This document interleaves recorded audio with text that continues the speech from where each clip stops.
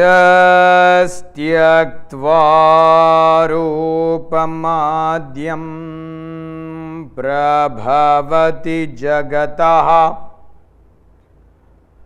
अनेकधा अनुग्रहाय प्रक्षीणक्लेशराशिः विषमविषधरः अनेकवक्त्रसुभोगी सर्वज्ञानप्रसूतिः भोजगपरिकरः प्रीतये यस्य नित्यं देवो हीशः सवो व्यात् सित विमलतनुः योगदो योगयुक्तः योगेन चित्तस्य पदेन वाचां मलं शरीरस्य च वैद्यकेन योपाकरोत्तं प्रवरं मुनीनां पतञ्जलिं प्राञ्जलिरानतोऽस्मि आबाहुपुरुषाकारं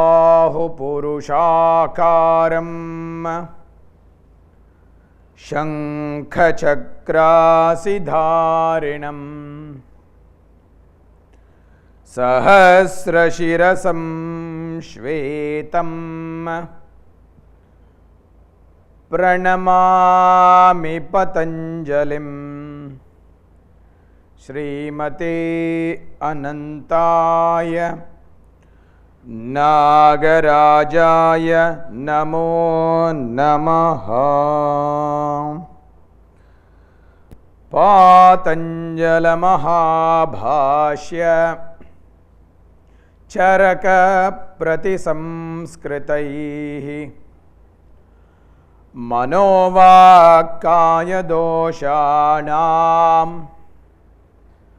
हर्त्रे I.30 नमः।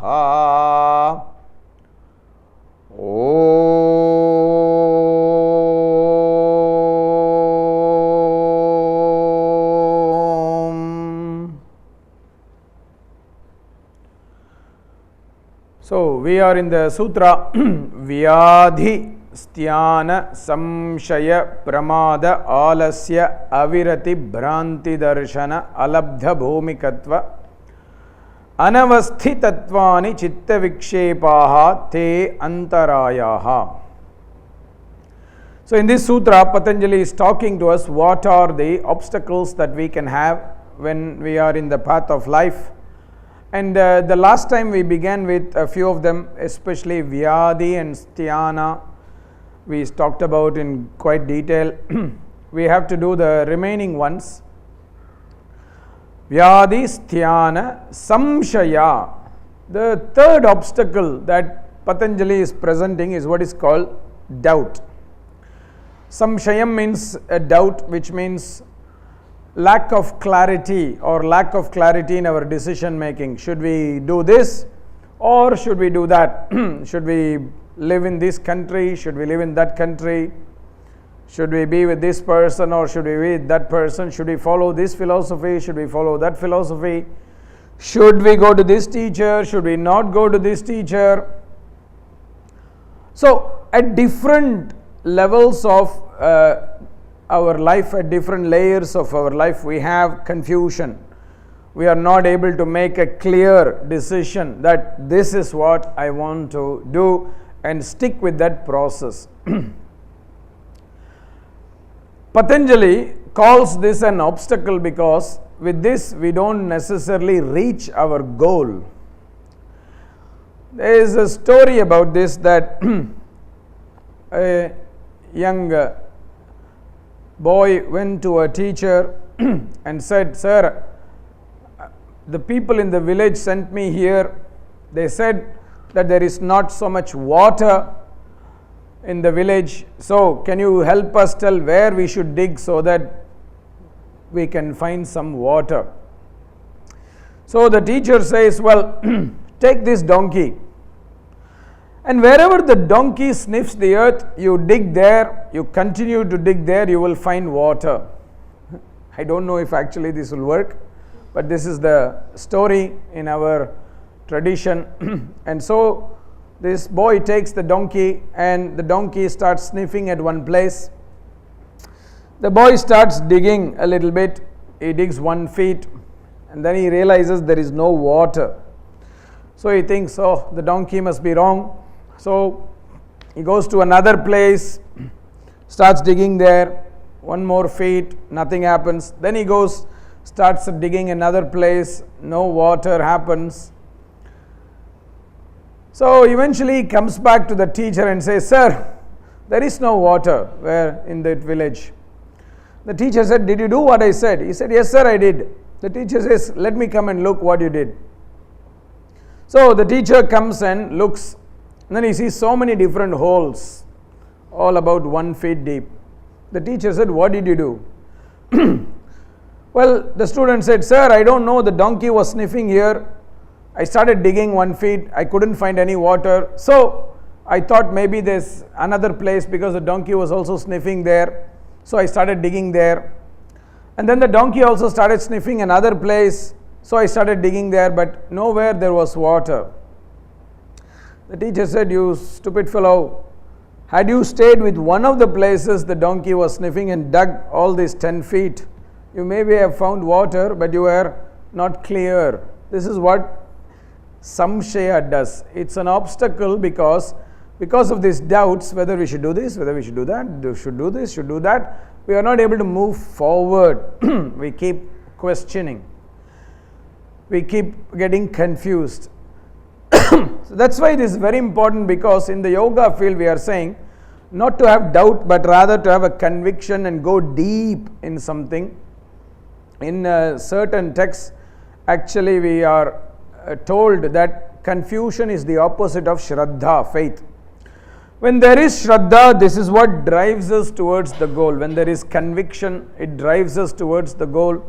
Whereas Samshaya is lack of conviction, and therefore it does not drive us towards the goal. It drives us in different places, and eventually we run out of energy because we have tried this, we have tried that, we have tried this, we have tried that, little bit here, little bit there, and we burn out all the energy we have, so we don't really reach anywhere. So that is why Samshaya is an obstacle, because it does not take us forward, it cuts our journey. So this is very, very important for us to remember, because doubts will always come. It's not that doubts are not going to come. It comes usually when there is lack of conviction. Whereas when there is conviction, then we have no doubts, we keep going forward. That is the difference between Shraddha and Samshaya. They are two opposite ends of the polarities. Acharya Krishnamacharya interprets Samshaya in a different way. Ishvaraha astiva na astiva iti samshayaha. He says Samshaya is defined as whether God is existing or not existing. Sometimes we ask, is God existing? Sometimes we ask, is he not existing? Sometimes we believe that God is there. Sometimes we believe God is not there. There is a confusion. Now he is not proposing that God is or God is not existing. That's not his thing. He is saying the question that whether he is there or not there, that is Samshaya. If you are totally convinced that God exists, that is not Samshaya. If you are totally convinced that God does not exist, that is also not Samshaya. But the doubt is the question whether it exists or not exists, whether it's there or not there. And that is the doubt. Doubt is there when there is more than one kind of choice. Now, in the modern era, we have this challenge Because there are so many options and opportunities available, right from products. You want to buy a shirt, you go to the shopping place, you see hundreds of kinds of shirts, hundreds of colors, hundreds of designs, different price ranges, different material. So you can be confused which one to buy. Or if you want to go to school or education, so many subjects. What should you choose? What should you not choose? Which university to go? Which university not to go? You want to go to you buy some food. There's so many restaurants, so many options available. We are not sure which one we want. Should I do this? Should I do that? Should I eat this? Should I not eat that? There's so many options now. We have vegetarian, non-vegetarian, vegan, lacto, ovo, fishitarian. Everything is available. You want to go buy some milk in the supermarket. There is fat-free milk, fat-full milk, and 5% milk, and 4% milk, cow milk, goat milk, sheep milk. Everything is available. We are confused. Which one should we buy? In the old days, they didn't have so much choices. When Patanjali was living, there was not so many choices, but still he talked about samshaya. What does that mean? That means that doubt is not coming because of the presence of objects. Doubt is coming because of the lack of clarity within us. We cannot blame the objects. We cannot say, oh, just because there are so many options, I am confused. It's actually the opposite. We don't know what we want. We don't know what we don't want, and that is the problem. When there is clarity, surely when we know what is it that we want and what is it that we don't want, there is no confusion. We are very, very clear. So we cannot blame objects just because they are there. Objects can always be there. We can ignore it and keep going on. And this is also discussed in the later chapter of Patanjali's Yoga Sutra. He says, the use or non-use of an object does not depend on the object, it depends on your interest. There are certain things which interest you, there are certain things which don't interest you. Just because you are not interested in something, it does not mean that does not exist. So, use or non-use of an object is within us, not from the object. The same way, use of this object or that object is not dependent on the object, it is dependent on us. Modern marketing is confusing us because it says if you have this object, you are going to be so attractive. If you have that car, you will be so great. If you buy this milk, you are going to grow tall. So we are seduced by this because we don't know what we want. The moment we know, then we are not confused, and that is why samshaya is an obstacle, because it's questioning our movement forward, it is breaking our movement forward because it creates some obstacles in the form of confusion. Then comes what is called pramada, the fourth obstacle. Pramada is hastiness, reactiveness. We are not responding to situations, we are reacting. We are not thinking. In English language, there is a phrase, look before you leap. We are not looking, we are just jumping. And then we get into trouble, we get hurt. Sometimes we are reacting to circumstances. We are not responding calmly, because also modern era is going so fast. We are in the Vata dominant era. Everything has to be very quick. So we are responding very quickly, so we don't have time to reflect and respond carefully. We are reacting.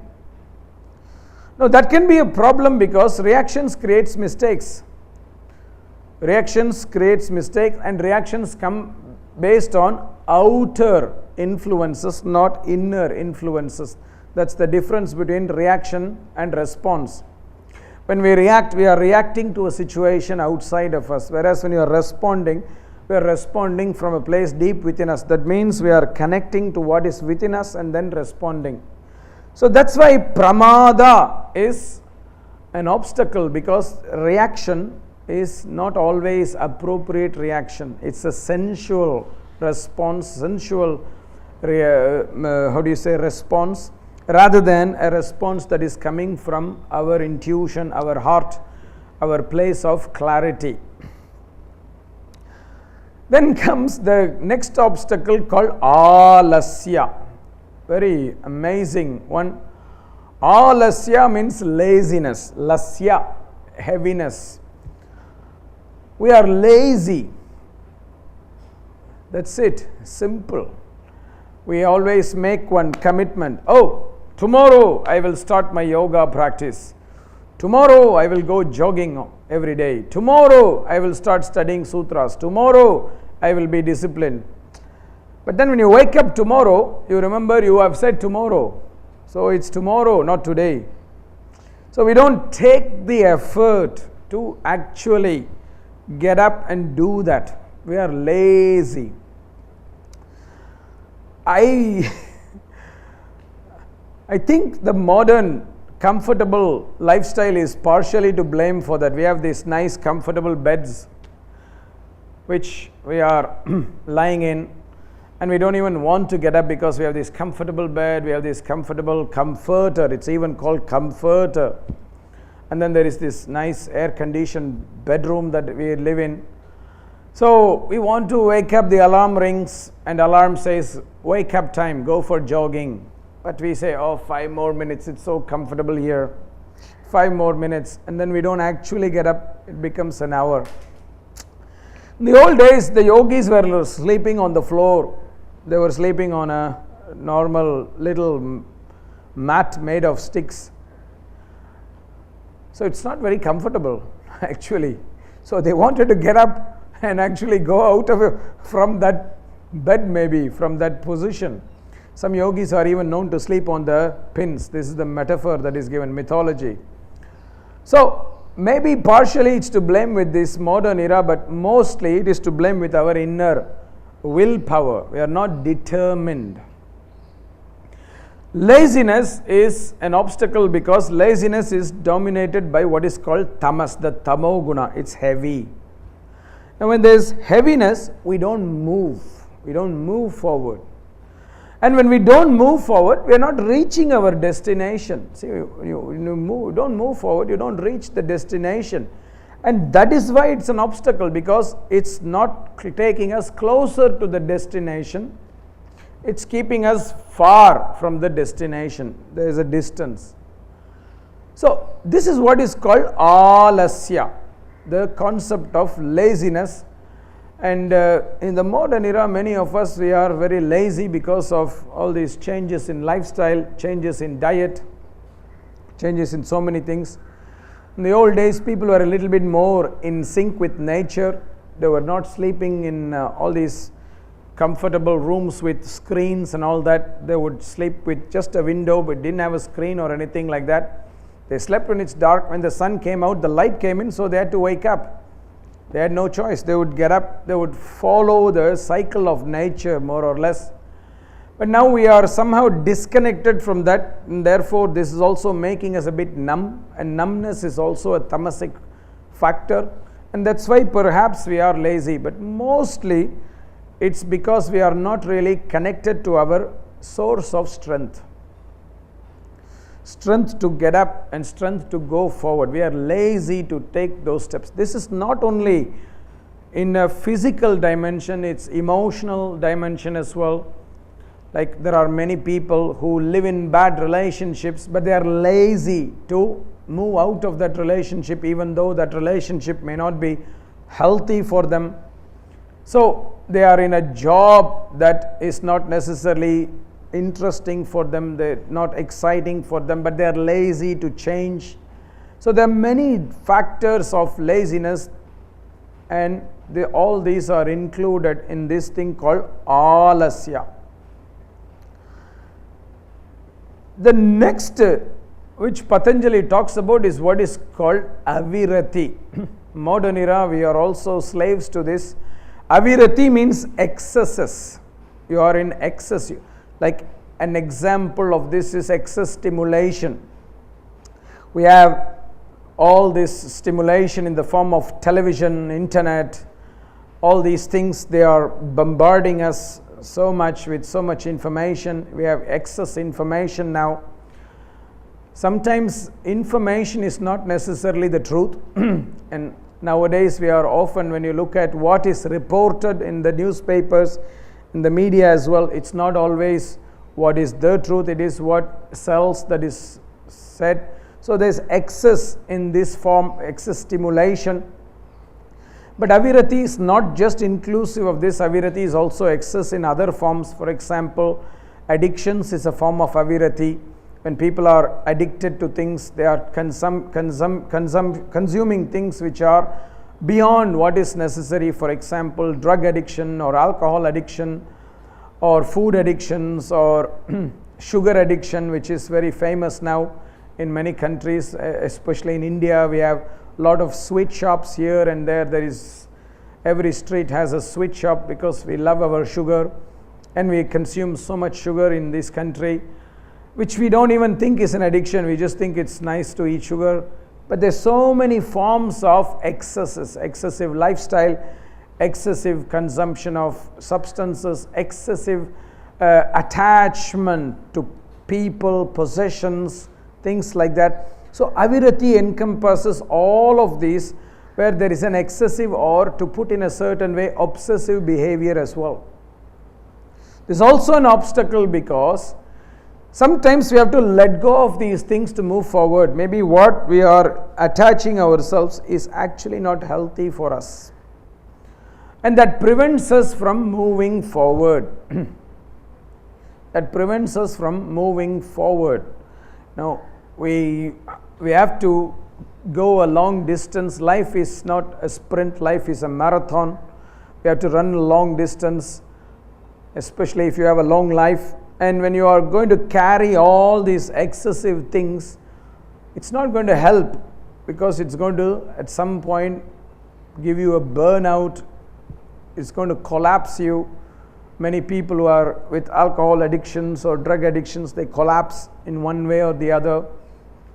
So it prevents them from achieving what they are supposed to achieve, what they are meant to achieve, what they are capable of achieving.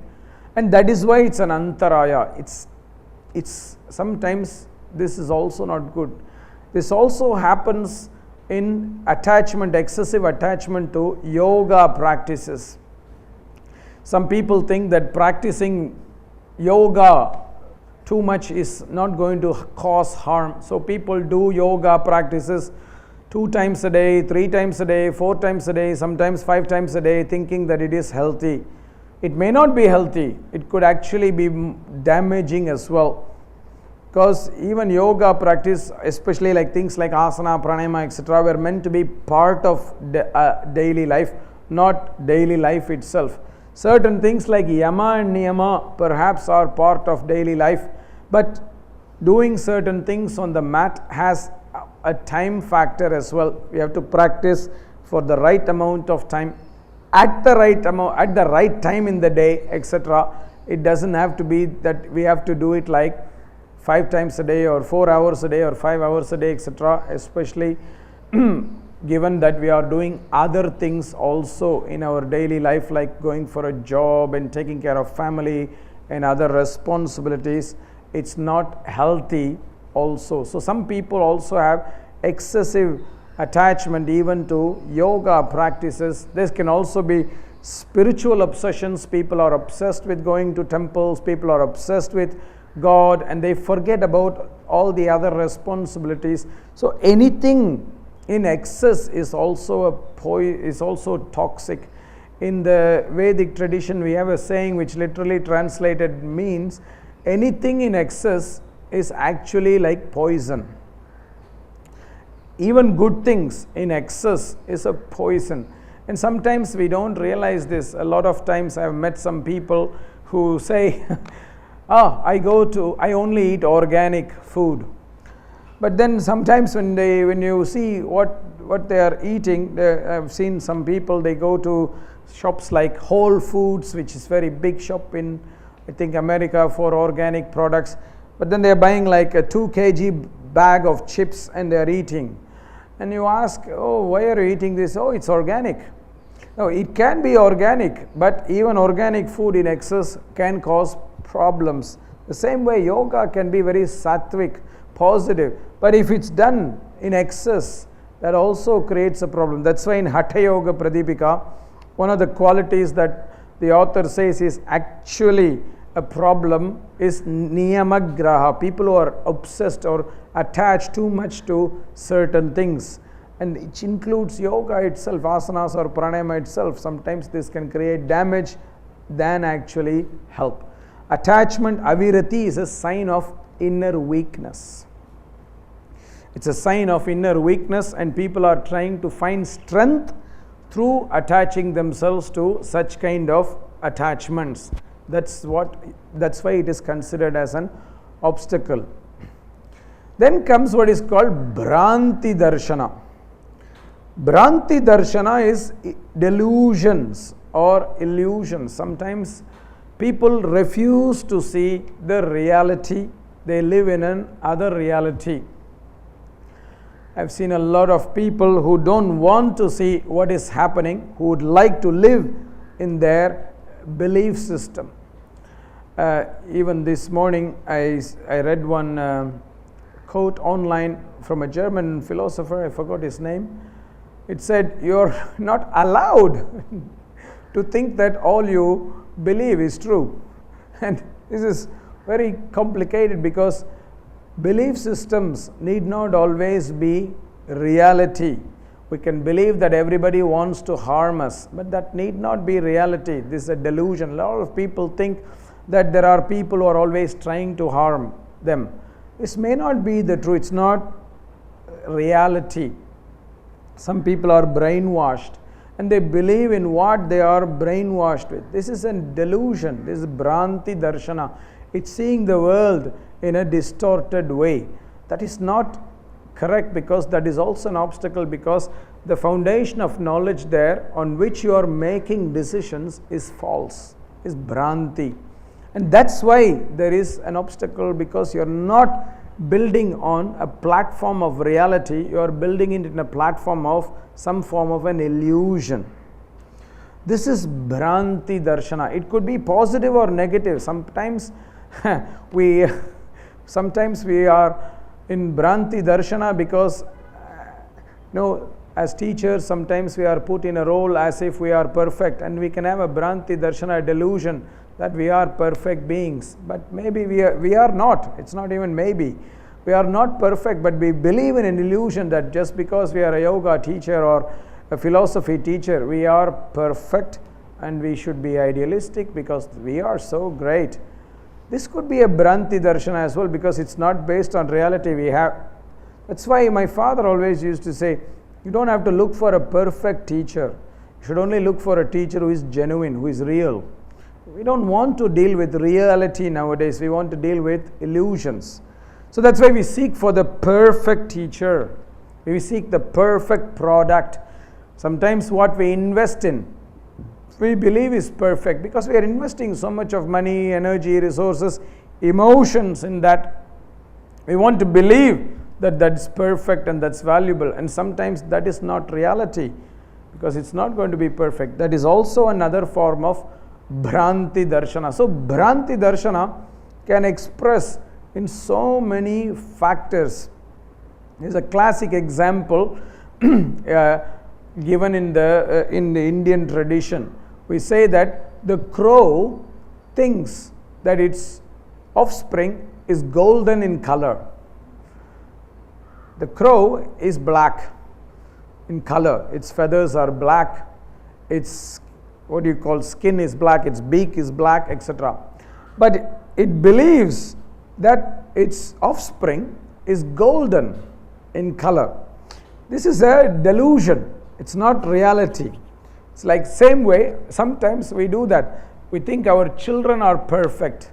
They're not capable of making any mistakes. We think our government is perfect. Maybe not so many people think that, but some people believe that.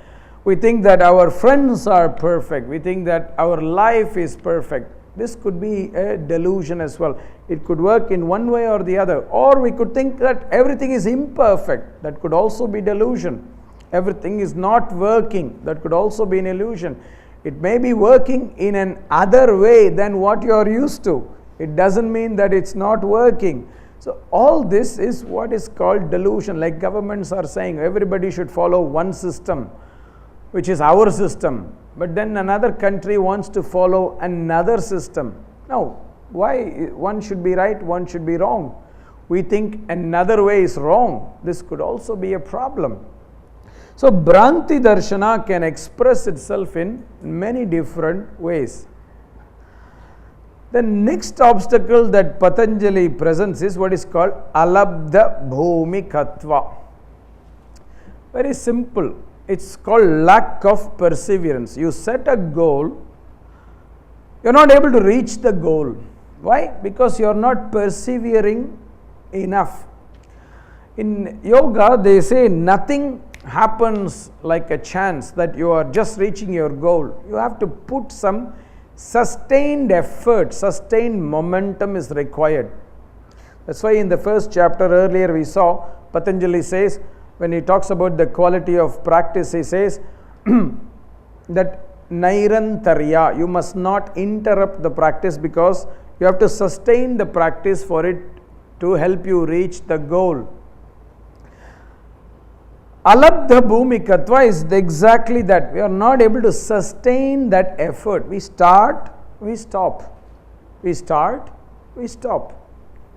We are not moving forward. It's what is called lack of perseverance. We are not able to reach the level that we want to. We are not able to reach the goal that we want to because we are not persevering. Many years ago, I was talking with a student of mine who owns a gym here, and he was telling me that the maximum number of registrations he has on New Year's Day. Everybody wants to show up on New Year's Day. They all want to make a resolution. I am practicing. I'm going to start the gym this New Year's. And he said by the 3rd January or 4th January, there is so few people coming already because they're not able to sustain. That's 3 days. We're not able to sustain something that we say we will begin for 3 days. So many people I see, they say, I want to do a yoga teacher training program. I want to become a yoga teacher. How long is it? We say, okay, it's 2.5 years course. They say, oh, it's not problem, I will do it. They start and then they stop. Sometimes we say, okay, why don't you do 1 year course? Oh, that's okay. Then they start and they stop. We say, why don't you do a weekend course? Sometimes they don't even show up for the afternoon session. They're not able to sustain. So this is what is partially Murphy's law as well, but combining with the fact that sometimes we don't have the energy to persevere our efforts, that what decision we make, we are not able to sustain it with the energy and motivation that is required. That is what is called Alabdha Bhumikatva, the inability to reach the goal because we don't have perseverance. Some cases the opposite happens, that is called Anavasthitatva. We reach a level, we reach the goal, but we are not able to sustain that, we fall. We reach the goal, but we are not able to sustain that, we fall. Many times I have seen people who come here to some of my classes for yoga therapy. Sometimes they come for diabetic problems. They have sugar problem. They say, oh, sugar went very high, sir. Doctor said I have to do some yoga as well apart from medicine. So they come, and these people usually have a machine to check their sugar every day. Now they practice and they are taking medication every day until the sugar becomes normal, and then they disappear with their discipline.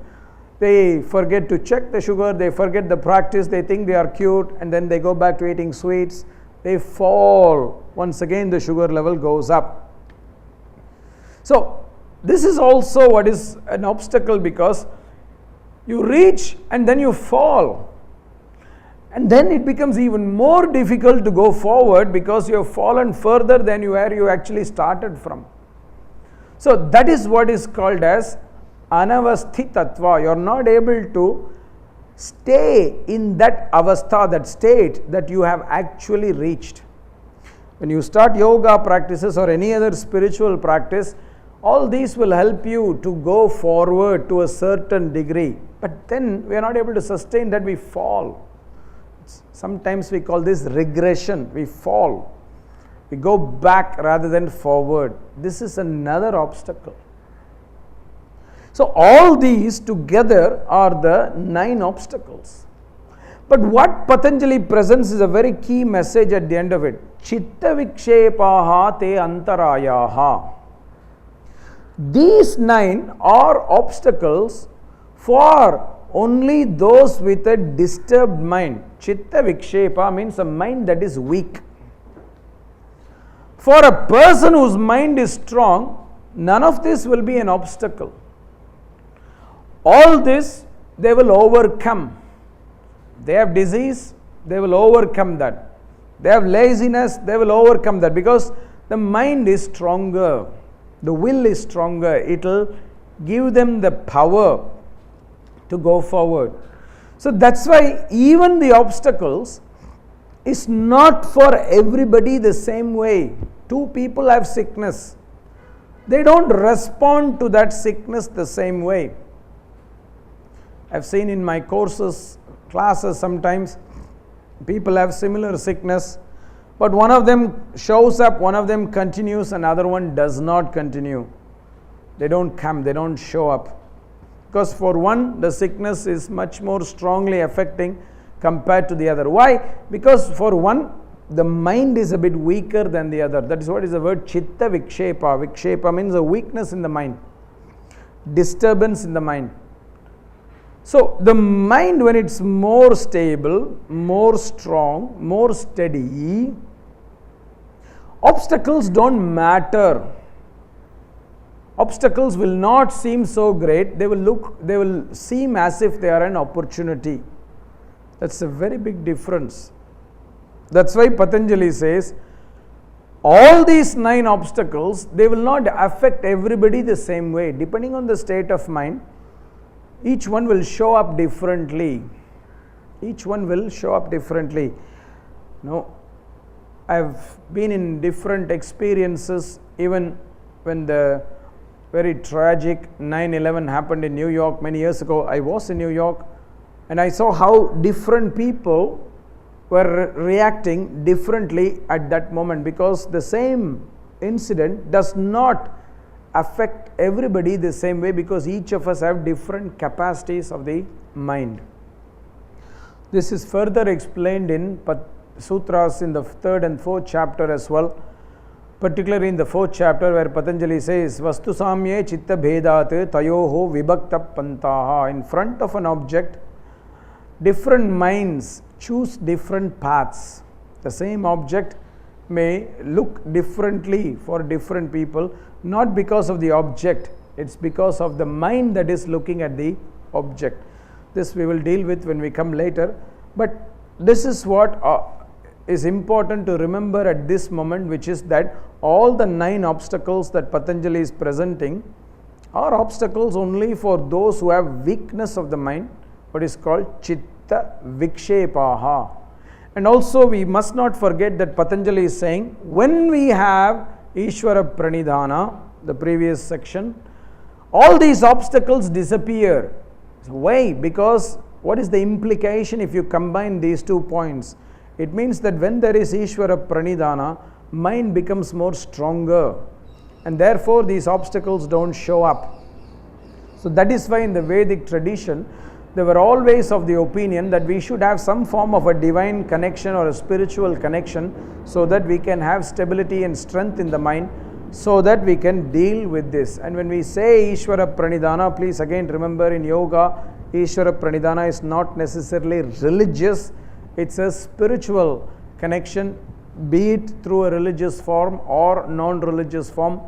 But at the same time, it's also very important to remember that Patanjali does present Ishvara Pranidhana as an option only, Ishvara Pranidhanat va, and this is his view. So that's also something we have to remember, because all these are continuation of that. But what Patanjali is tempting us with is the idea that if we have Ishvara Pranidhana, mind becomes stronger, therefore these obstacles do not show as obstacles. All these circumstances are day-to-day occurrences, these 9 obstacles.